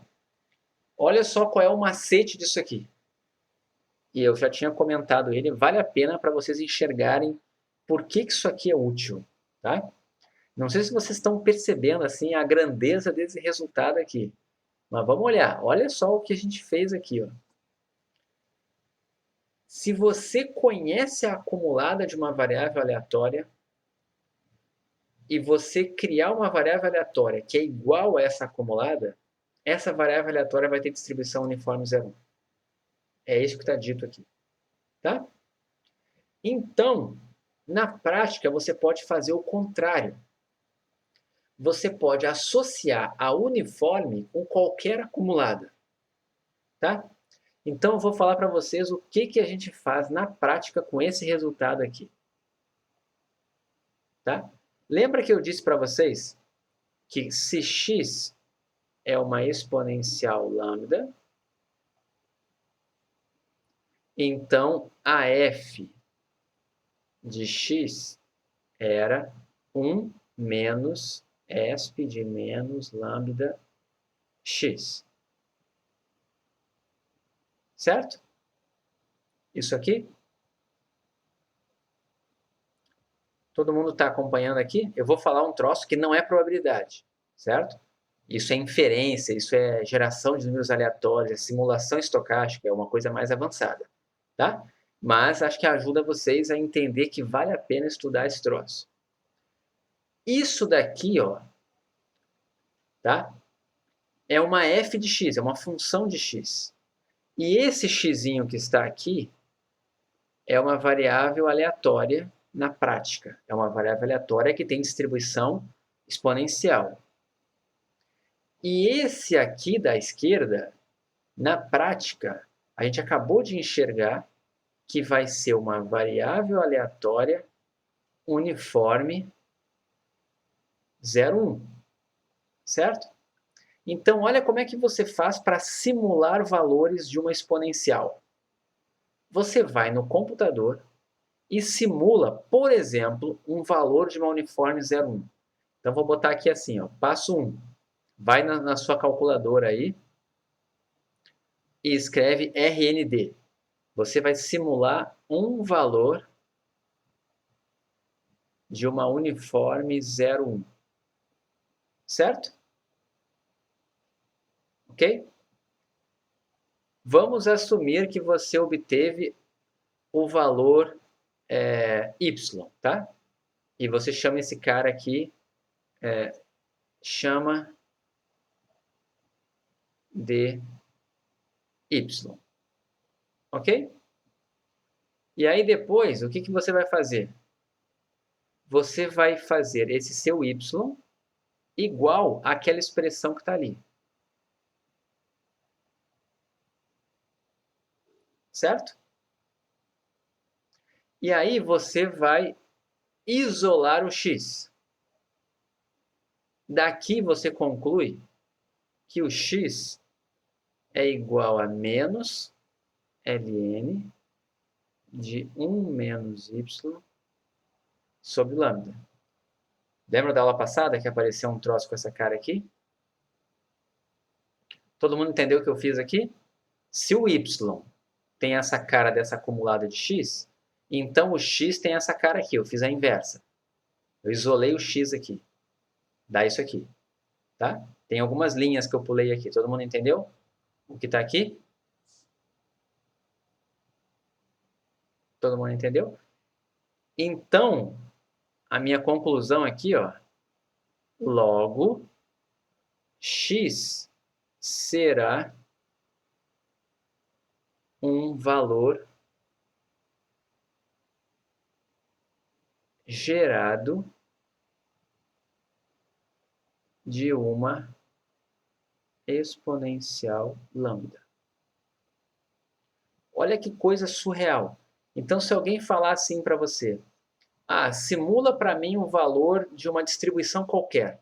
Se essa distribuição tiver função acumulada, o que você vai fazer simula o valor de uma uniforme, iguala esse valor a exatamente a expressão da acumulada, dessa variável aleatória que você está interessado. E aí você isola o x. E aí você vai ter simulado uma observação dela. Então, se você simular 30 valores de uma uniforme, você vai conseguir 30 valores dessa variável aleatória que você está interessado. E muitas coisas no R, quando você bota lá RUnif, RESP, para gerar de uma variável aleatória, ele está fazendo essa conta aqui. Ok? O único requisito, não entendeu muito bem a utilidade disso. Deixa eu pensar aqui como que eu te explico isso. Vamos lá. Eu acho que isso é muito importante. É mais importante do que a matéria, tá? Porque isso é a matéria, né? Então, coisa complexa que eu estou falando aqui, mas é importante, tá? Mas foi bom você falar, tá, Ian? Deixa eu abrir um R aqui, espero que não trave, porque eu estou rodando um monte de coisa aqui. Mas deixa eu abrir um R aqui para te mostrar.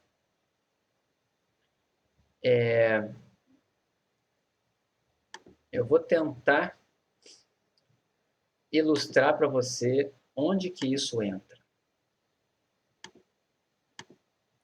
no mundo real, tá? No mundo real, as coisas são tão complicadas que você não vai conseguir fazer as contas na mão. Tá legal? Então, a primeira coisa que você tem que acreditar é isso. Você não vai conseguir fazer as contas na mão. Imagine, tá, que você quer simular quantas pessoas entram no trem na estação da Carioca na hora do rush. Imaginou isso? Você é contratado pela... Eu esqueci o nome da empresa lá, né? Que cuida do metrô aqui do Rio. É Metrô Rio? Acho que é Metrô Rio, né? Sei lá. É, Metrô Rio. Você é contratado e eles querem que você descubra quantas pessoas vão estar no trem, dentro de um vagão especificamente, exatamente num horário específico. Aí você pensa, caraca, tem 1000 variáveis aleatórias envolvidas. Como que eu vou calcular, por exemplo, a probabilidade de ter mais de 100 pessoas num vagão? Como que eu vou fazer isso? Certo? Então, você começa a modelar o seu problema pensando assim, eu vou escrever aqui como se isso aqui fosse um editor de texto, tá? E algumas coisinhas eu vou simular aqui no meio, tá? Então, você pensa assim, peraí, o meu X, tá? Vai ser o número de pessoas no vagão, num vagão específico lá, naquele horário, certo? Você tem isso aqui, tá? Aí você pensa assim, tá bom, eu não sei quantas pessoas tem, mas eu sei que o X é função, o X é função de várias variáveis aleatórias, tá? Ele vai ser função da variável y, z, w, j, l, ele depende de um monte de variável aleatória, e você pode até escrever essa função. Vai ser do tipo assim, imagina que o y é a hora do dia em que você está medindo. O z pode ser o dia da semana que você está medindo. Pode ser segunda, terça, quarta. O W pode ser o mês. O J pode ser a estação que você está. O L pode ser o sentido do trem. Tem várias variáveis aleatórias envolvidas aqui. E aí você cria uma função aqui. Imagina que você, junto com os caras da Metrô Rio lá, escreve um modelo matemático, por exemplo, assim, vai ser o logaritmo, não sei do que, mais o seno da outra variável lá. Você cria uma relação matemática que tenta associar. Se você soubesse todas essas variáveis aqui, você conseguiria saber exatamente quantas pessoas teriam no seu vagão. Você criou esse modelo aqui, certo? Aí alguém te pergunta assim, tá bom, mas e como é que você vai saber quantas pessoas tem naquele vagão e como é que você vai saber a probabilidade associada? Você começa a simular. Então você pensa assim, peraí, o dia da semana, vamos pensar, se eu quero para o trem, né, e todos os dias da semana têm a mesma chance, então o dia da semana pode ser aqui uma variável aleatória que assume 7 valores com igual probabilidade. Você poderia pensar assim. Então a variável aleatória dia da semana, você vai colocar uma uniforme com probabilidade 1/7 para cada valor. Certo? Imagina que tem uma outra variável aleatória aqui que você bota assim, atraso do trem, tempo do atraso do trem. E alguém fala para você que tem uma variável aqui dentro, especificamente, tá? Que é o tempo de atraso do trem, que é uma exponencial com parâmetro 1. Uma exponencial com média 1 minuto. Em média é o que atrasa o trem, certo? Então, como que você vai fazer no final? Você vai simular variáveis aleatórias. Então, calma. Não é isso. Não são elas constantes. Você vai definir uma distribuição de probabilidade para cada variável aleatória. Você vai dizer que o t é uma exponencial 1, você vai dizer que o z é uma uniforme discreta com probabilidade 1/7, você vai dizer que a hora que a pessoa chega é uma uniforme no intervalo, vamos imaginar que esse aqui é o horário de chegada do cara, tá? Horário de chegada do cara não, né? Enfim, imagina que você tem alguma variável aqui que é uma uniforme no intervalo 0 a 10 minutos, que seja, várias variáveis. Aí você vai fazer o que no computador? Você vai simular valores dessas distribuições e vai calcular essa expressão aqui, ó, esse seu x é uma função gigantesca, que é função de várias variáveis aleatórias. Você vai simular o valor de cada uma delas segundo a distribuição que elas seguem, certo? Então, por exemplo, eu quero simular de uma exponencial 1. Então, você vai fazer isso aqui, ó, RESP 1. Isso aqui é um valor de uma exponencial com parâmetro 1. Quer outro valor? Faz de novo. 2.4. Quer outro valor? Faz de novo.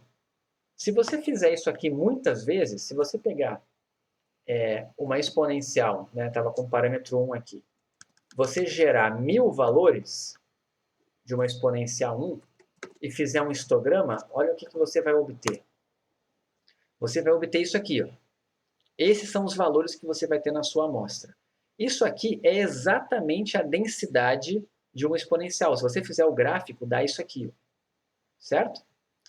Quando você começar a simular esses valores dessas variáveis aleatórias, no final, para cada simulação que você faz, você vai ter um valor observado dessa G aqui. Ó. Você vai ter isso aqui. Ó. Deixa eu copiar aqui. Vou botar aqui embaixo.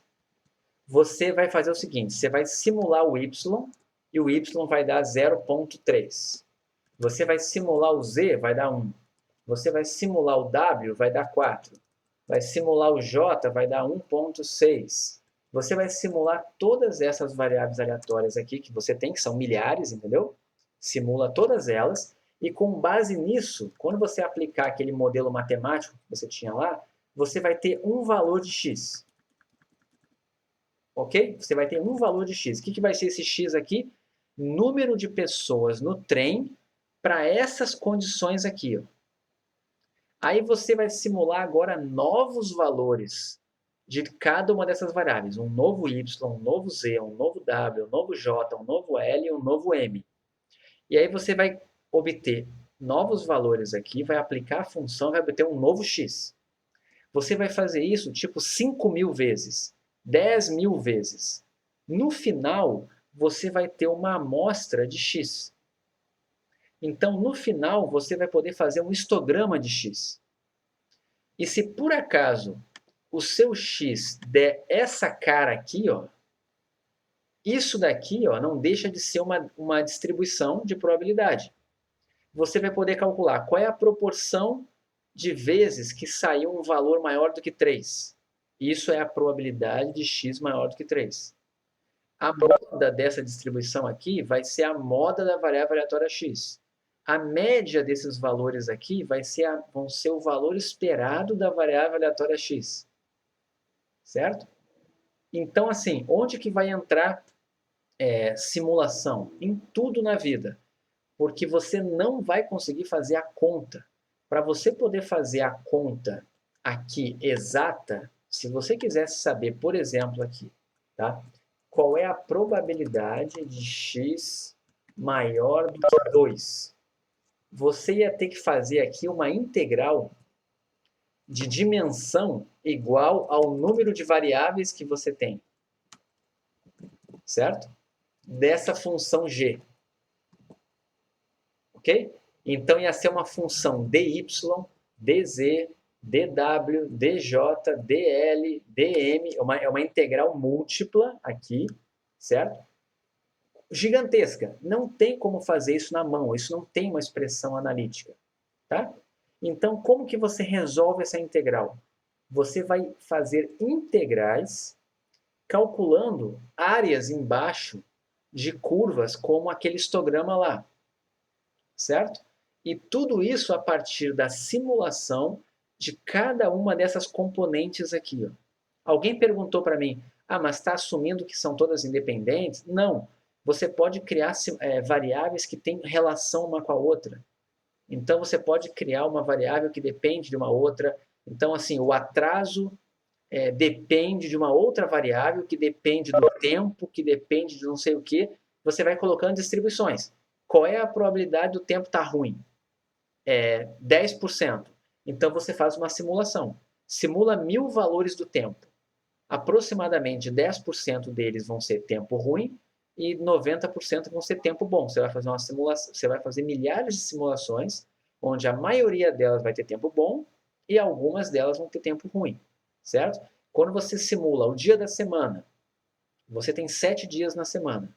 Então você vai fazer simulações com segunda-feira, simulações com terça-feira, simulações com quarta-feira, certo? Não, então, aí você perguntou, é a Uniform que simula? Não. A Uniform serve para simular várias dessas distribuições. Entendeu? Então, um exemplo é essa exponencial aqui. Se você quer usar esse comando aqui do R, ó, RESP1, certo? É a mesma coisa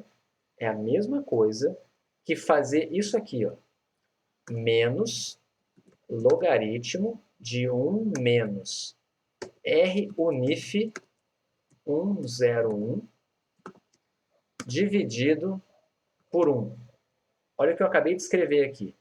um valor gerado de uma uniforme 0,1, eu faço 1 menos ele, aplico o logaritmo, boto menos 1 e divido pelo lambda que eu quero. Essa conta aqui, ó, é uma amostra de uma exponencial 1. Se eu quisesse gerar de uma exponencial 2, eu dividiria por 2. Se eu quisesse gerar de uma exponencial 10, eu divido por 10. Certo? Então, essa continha que eu estou colocando aqui, ó, é o que está por trás desse comando aqui do R. RESP. Gerar uma exponencial. Esse comando aqui nada mais é do que essa expressão aqui. Certo? Que eu acabei de botar lá no quadro. Então, tem várias distribuições que são simuladas a partir da uniforme. Ela é a mãe de todas as simulações, tudo que você quer gerar aleatório, a uniforme é a mãe dela. Você consegue fazer a partir da uniforme. Certo? Mas não quer dizer que você está gerando só uniforme, você está gerando várias distribuições. Mas com ela é a base de tudo. Entendeu? Por isso que ela está na calculadora aí. Porque com ela você faz muita coisa. Esse RND da sua calculadora aí é uma máquina poderosíssima, é uma função incrível. Tá? Claro que você não vai fazer na calculadora, você vai fazer no R, vai fazer num software, não vai fazer numa calculadora de bolso, né? Eu sei que talvez não tenha ficado muito claro aqui, tá? Mas isso, pois é, probabilidade 2, você vai trabalhar com 2, 3, 4 variáveis no máximo, não dá para fazer mais. Em geral, até 2, 3 você consegue fazer as contas na mão. Passou disso, você não consegue. E no mundo real, os fenômenos dependem de várias variáveis aleatórias. Várias, várias, várias, várias. Quase tudo que você vê, previsão do tempo é feito com várias variáveis aleatórias. Imagina, para você saber se vai chover hoje, quantas variáveis que os meteorologistas não olham. Sabe? Então, entra a simulação. Mas os conceitos por trás de probabilidade, o que está sendo feito é o que você vai aprender em probabilidade 2. E é o que você está aprendendo aqui em probabilidade 1.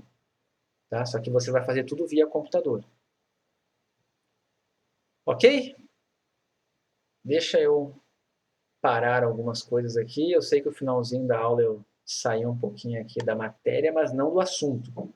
Porque eu acho que também não adianta nada vocês não entenderem para onde vocês estão indo, né? Eu acho que é muito importante vocês terem essa noção